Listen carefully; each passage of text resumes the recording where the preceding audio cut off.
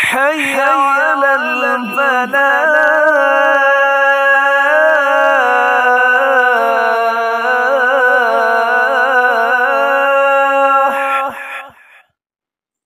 خلافت راشدہ اس دور کو کہتے ہیں جس میں خلافت ان اصولوں میں قائم رہی جو اسلام کے دیے ہوئے تھے۔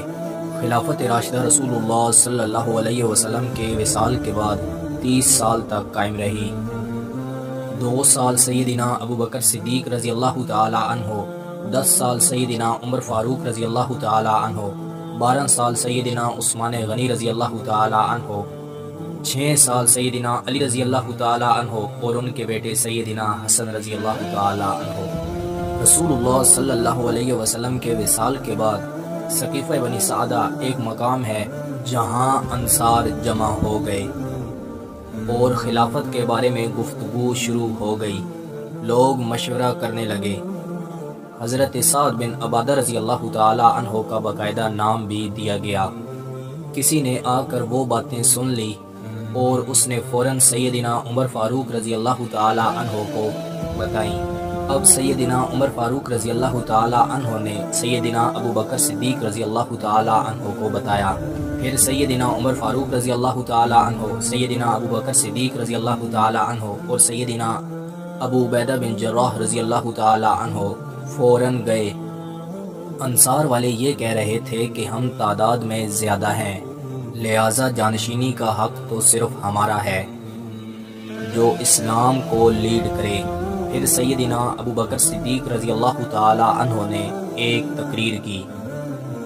پھر انصار میں سے ایک اٹھا اور اس نے کہا چلو ایسا کرتے ہیں 50-50 کر لیتے ہیں، ایک امیر آپ کی طرف سے ہوگا اور ایک امیر ہماری طرف سے ہوگا۔ سیدنا ابو بکر صدیق رضی اللہ تعالی عنہ نے فرمایا آپ کی قربانیاں بہت زیادہ ہیں، اس میں کوئی شک نہیں۔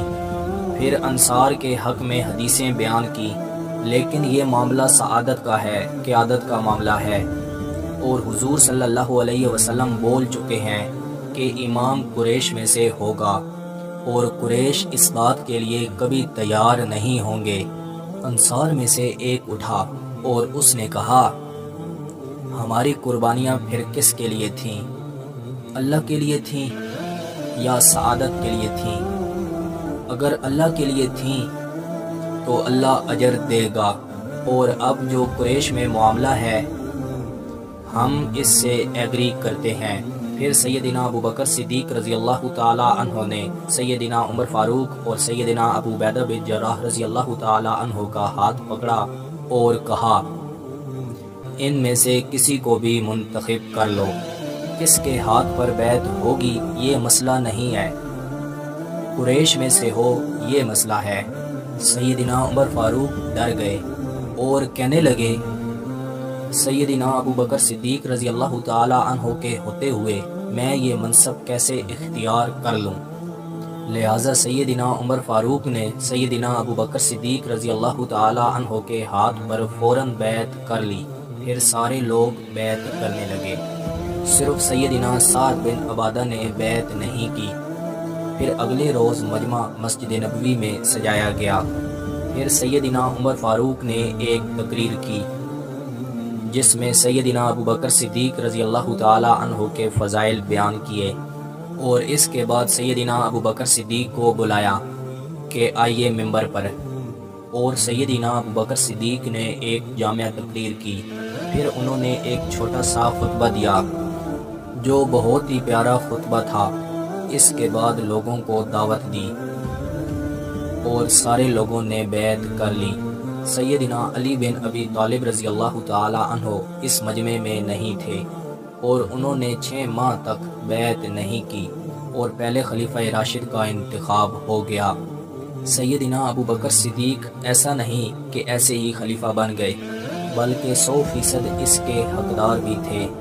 پھر جب سیدنا فاطمہ رضی اللہ تعالی عنہ کا انتقال ہوا اور حضور صلی اللہ علیہ وسلم کے وصال کے بعد ان کا 6 ماہ بعد انتقال ہوا، پھر سیدنا ابو بکر صدیق رضی اللہ تعالی عنہ کو سیدنا علی بن ابی طالب نے ایک خط لکھا کہ آپ میرے گھر آئیں اور مجھ سے ملاقات کریں، لیکن آپ اکیلے میں میرے پاس آئیں۔ اور جب سیدنا ابو بکر صدیق رضی اللہ تعالی عنہ سیدنا علی بن ابی طالب رضی اللہ تعالی عنہ کے پاس آئے تو سیدنا علی نے دل کی بات کہہ دی تو سیدنا ابو بکر صدیق نے کہا، دیکھو ہم لوگ بھی اپنے سے آپ کو زیادہ بہتر سمجھتے ہیں اور ہم کو آپ سے حسد اور جلن نہیں ہے، اور آپ کے مقام و مرتبے کو کون نہیں جانتا شروع دن سے۔ سیدنا علی نے کہا، ہمارا اتنا تو حق بنتا تھا کہ ہمیں بھی رائے میں شامل کیا جاتا اور ہم سے پوچھا نہیں گیا۔ سیدنا ابو بکر صدیق نے جب یہ سنا تو فوراً رونے لگے اور سیدنا علی سمجھ گئے۔ سیدنا ابو بکر صدیق نے روتے روتے تمام حالات کو بیان کیا کہ معاملہ کچھ ایسا تھا کہ انصار والوں نے خلیفہ بننے کی کوشش شروع کر دی تھی اور اس معاملے کو حل کرنا تھا، اس سے بچنے کے لیے یہ سٹیپ لینا پڑا۔ پھر سیدنا علی بن ابی طالب رضی اللہ تعالی عنہ نے کہا کہ میں مسجد نبوی میں آتا ہوں اور سب کے سامنے بیعت کرتا ہوں، اور اس طرح یہ معاملہ 6 ماہ میں کلیئر ہو گیا۔ اب یہ کہ سیدنا ابو بکر صدیق رضی اللہ تعالی عنہ کون تھے، اور اگر ان کی خوبیوں پر بولا جائے پورا ایک لیکچر ان پر بن جائے گا۔ ایک خوبی جو سیدنا ابو بکر صدیق رضی اللہ تعالی عنہ کے حصے میں آئی وہ باقی کسی صحابی کے حصے میں نہیں آئی کہ ان کے خاندان میں 4 پشتوں میں صحابی ہونے کا درجہ حاصل ہے۔ یہ خوبی کسی کو نصیب نہیں ہوئی۔ سیدنا ابو بکر صدیق رضی اللہ تعالی عنہ نے پہلا خطبہ دیا اور کہا کہ میں تم میں سے سب سے بہتر انسان نہیں ہوں، اور جھوٹ جو ہے وہ خیانت ہے اور سچائی امانت ہے۔ اگر میں سیدھے راستے پر چلوں تو میرا ساتھ دیں، اور اگر میں غلط راستے پر مڑ جاؤں تو مجھے سیدھا کر دو۔ اور پھر انہوں نے کہا، جو حق پہ ہوگا میں اس کے ساتھ ہوں گا، اور جو قوم جہاد کو چھوڑ دیتی ہے وہ ذلیل و خوار ہو جاتی ہے، اور جس قوم میں فحاشی پھیل جاتی ہے تو اس پر مصیبت آ کر رہتی ہے۔ پھر آپ نے کہا، اگر میں سیدھے راستے پر چلا تو تم لوگ لازماً میرا ساتھ دینا، اور تم پر لازم ہے میری اطاعت کرنا، اور اگر تم کو غلط حکم دوں تو میری اطاعت تم پر لازم نہیں۔ پہلے خطبے میں سیدنا ابو بکر صدیق نے بہت سی چیزوں کو واضح کر دیا۔ پوری دنیا یہ کہتی ہے کہ طاقت حق ہے، لیکن اسلام یہ کہتا ہے نہیں، حق طاقت ہے۔ اور یہی بات سیدنا ابو بکر صدیق رضی اللہ تعالی عنہ نے اپنے پہلے خطبے میں کہہ دی۔ مسند خلافت حضرت ابو بکر صدیق رضی اللہ تعالی عنہ کے لیے پھولوں کی سیج کی بجائے کانٹوں کا بستر ثابت ہوئی، کیونکہ آپ کی خلافت کا آغاز بڑے اہم واقعات سے ہوا، لیکن آپ نے اپنے تدبر اور مذہبی بصیرت سے ان سب پر قابو پا لیا۔ حضرت ابوبکر صدیق کو جن مشکلات کا سامنا کرنا پڑا ان کا جائزہ لیتے ہیں۔ ہمارے پیارے پیغمبر حضرت محمد مصطفیٰ صلی اللہ علیہ وآلہ وسلم کے انتقال کی خبر سن کر عرب بھر کے قبائل میں بغاوت اور سرکشی کی آگ بھڑک اٹھی، اور اکثر قبائل اسلام سے منحرف ہو گئے۔ بعض نے زکوٰۃ دینے سے انکار کر دیا اور بعض نے نماز سے۔ ملک کے مختلف حصوں میں متعدد مدعون نبوت اٹھ کھڑے ہوئے اور انہوں نے اسلام کے خلاف پراپوگنڈے شروع کر دیے، لوگوں کو اسلام سے بیزار کرنا شروع کر دیا۔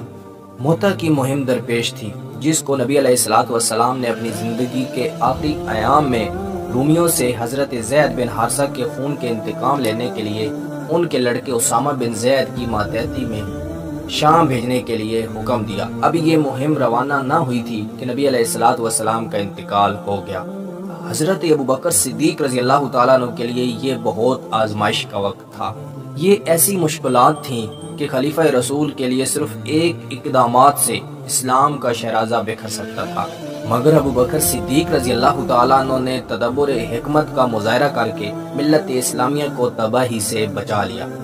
چنانچہ آپ نے بہت جلد ان سب مشکلات پر قابو پا لیا۔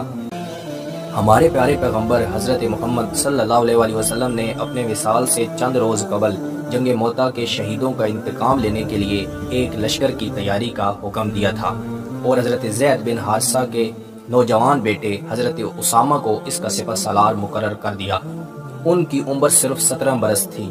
ابھی لشکر جرف کے میدان میں، جو مدینہ سے 3 میل دور شمال مغرب میں واقع تھا، خیمہ زن تھا کہ نبی علیہ السلام وفات پا گئے۔ حضرت ابو بکر صدیق رضی اللہ تعالیٰ عنہ خلیفہ بنے اور اس لشکر کی روانگی کا حکم دیا اور سب لشکروں کو جرف میں اکٹھے ہونے کو کہا۔ اس وقت صورتحال یہ تھی کہ مسلمان ہر طرف سے دشمنوں سے گھرے ہوئے تھے اور دارالخلافہ میں ایک ایک سپاہی کی اشد ضرورت تھی۔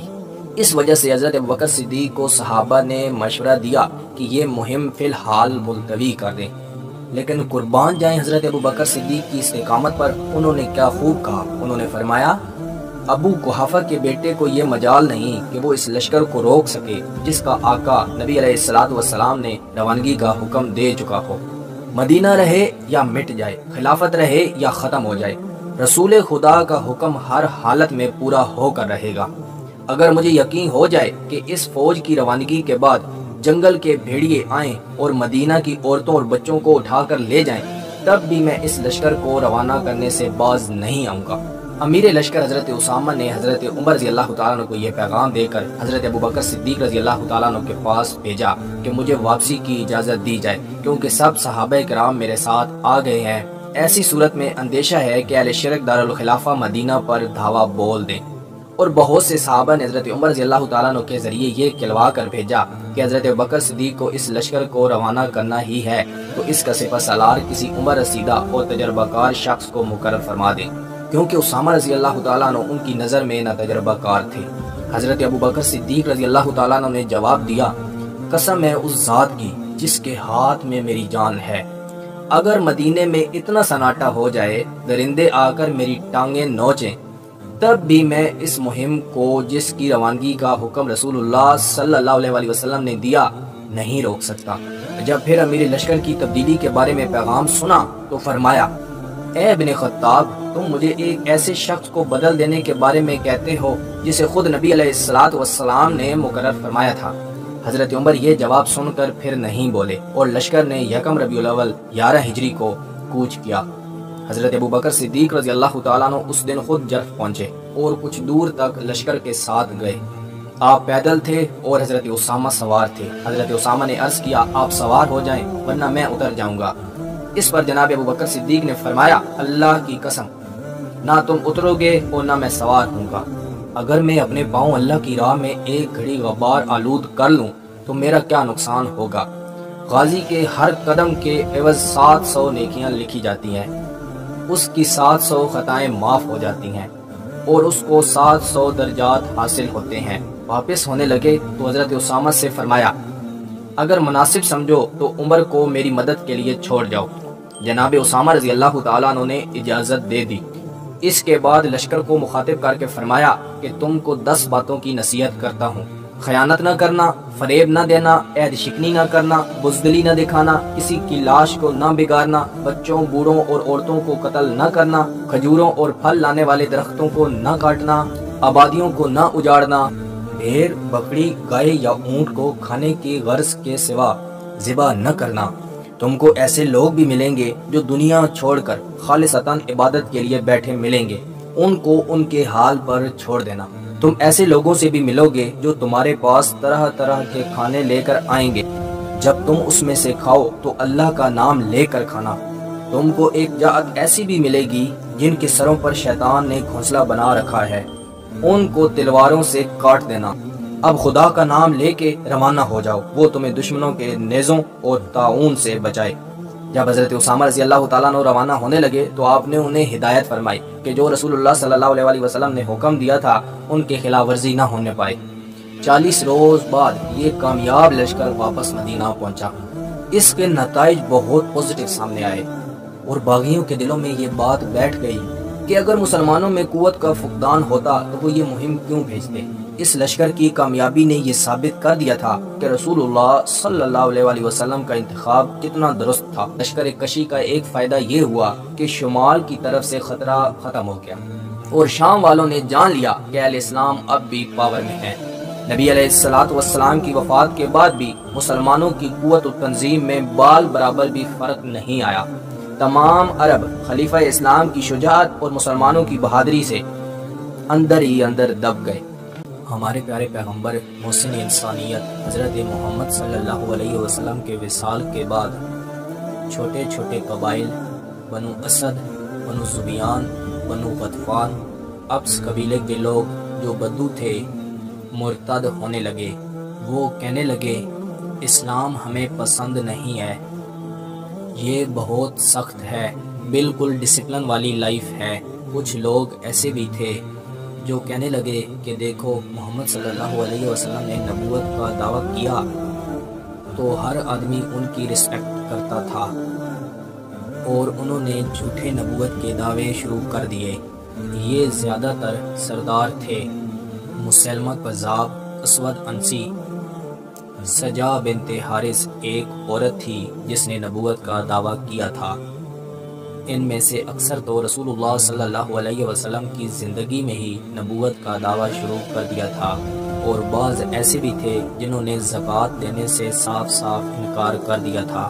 سیدنا ابو بکر صدیق رضی اللہ تعالی عنہ کے سامنے اب 4 خطرات تھے۔ ایک منافقین تھے جو اب کھل کر سامنے آنے لگے، اور بعض مرتدین تھے جو اسلام کو چھوڑنے لگے، اور بعض نبوت کے جھوٹے دعوے کرنے لگے، اور بعض نے زکوٰۃ دینے سے صاف صاف انکار کر دیا۔ لشکر اسامہ ایک الگ مسئلہ تھا۔ جو مرتد ہوئے تھے اسی میں سے چند لوگ تھے جنہوں نے زکوٰۃ دینے سے صاف صاف انکار کر دیا۔ یہ لوگ جب آئے تو سیدنا ابو بکر صدیق سے کہنے لگے کہ دیکھیے ہم نے اسلام نہیں چھوڑا، اور نہ ہی ہم اسلام کو چھوڑ رہے ہیں، ہم مرتد نہیں ہو رہے، ہم تو صرف زکوٰۃ نہیں دیں گے۔ سیدنا ابو بکر صدیق رضی اللہ تعالی عنہ نے کہا پھر میں خلیفہ کیسا کہ میں زکوٰۃ نہ لے پاؤں؟ ایسا نہیں ہوگا۔ زکوٰۃ اگر تم رسول اللہ صلی اللہ علیہ وسلم کے دور میں بکری دیتے تھے اور اس کے ساتھ اس کا بچہ بھی، اگر تم زکوٰۃ دیتے تھے، اور اگر تم اب صرف بکری کا بچہ دینے سے بھی انکار کرو گے تو میں آپ کے خلاف جہاد کروں گا۔ سیدنا ابو بکر صدیق نے پہلے صحابہ کرام کو کہہ دیا تھا کہ میں ان کی آنکھوں میں بغاوت دیکھ رہا ہوں، یہ لوگ پوری تیاری کے ساتھ آئے ہیں، ان کی فوجیں بھی ساتھ ہیں، دن یا رات یہ کسی وقت بھی حملہ کر سکتے ہیں، اور یہ حملہ کریں گے۔ 12 میل کے فاصلے پر ان کی فوجیں تیار تھیں، اور سیدنا ابو بکر صدیق رضی اللہ تعالی عنہ کا اندازہ بالکل ٹھیک تھا۔ سیدنا ابو بکر صدیق نے کہا فوراً کہ آج تم مسجد نبوی میں رات گزارو گے، اور جو جوان صحابہ کرام تھے انہیں راستے میں بٹھا دیا۔ لڑنے کے لیے جب منکرین زکوٰۃ نے حملہ کیا، نوجوان صحابہ کرام نے لڑا، اور پھر جو مسجد نبوی میں تھے ان کی مدد کے لیے روانہ ہوئے، اور لڑائی ہوئی۔ حضرت ابو بکر صدیق رضی اللہ تعالی عنہ بھی لڑے، منکرین زکوٰۃ کو ہار کا سامنا کرنا پڑا۔ بہت سے لوگ پھر آئے اور کہنے لگے کہ ہم زکوٰۃ دیں گے، اور منکرین زکوٰۃ کا چیپٹر کلوز ہو گیا، اور جو لوگ بچ گئے تھے، وہ جو لوگ نبوت کا دعویٰ کرنے والے تھے ان کے ساتھ مل گئے۔ اسود انسی اور مسلمہ کذاب نے نبی صلی اللہ علیہ وسلم کی زندگی میں ہی نبوت کا اعلان کیا تھا۔ ہمارے پیارے پیغمبر محسن انسانیت حضرت محمد صلی اللہ علیہ وسلم نے ان کو جھوٹا قرار دے دیا۔ جنگ یمامہ پر ہم اس سے پہلے ویڈیو بنا چکے ہیں جو آپ ہمارے یوٹیوب چینل سے دیکھ سکتے ہیں۔ اسود انسی یمن کا تھا، قبیلہ انس کا تھا، اور آپ صلی اللہ علیہ وسلم کے زمانے میں ہی بغاوت کر دی۔ آپ صلی اللہ علیہ وسلم نے ایک فوج بھیجی اور ان کو کامیابی ملی، اور اس کا چیپٹر وہیں پر کلوز ہو گیا۔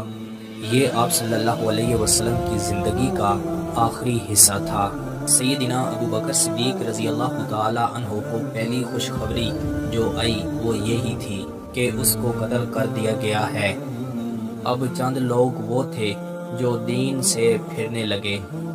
سہیل بن عمر نے ایک زبردست تقریر کی اور اس تقریر کا کافی فائدہ ہوا۔